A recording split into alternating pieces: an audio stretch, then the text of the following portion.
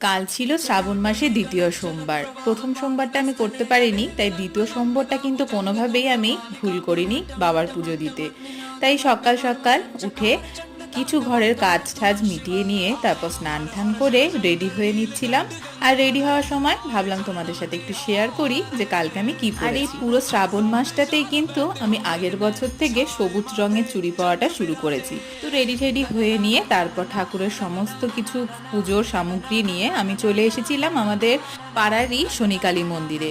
এসে দেখলাম ঠাকুর মশাই ছিল, আর খুব বিশেষ ভিড় ছিল না। আমার যেতে যেতে যদিও 1টা 1:30 বেজেছে, তাই জন্যই হয়তো হবে একটু ভিড়টা কম।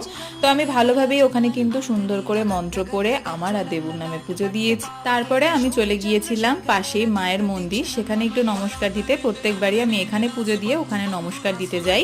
কারা কারা আমার মতো শ্রাবণ মাসে জল ঢালো অবশ্যই কিন্তু কমেন্ট করে জানিও। টাটা।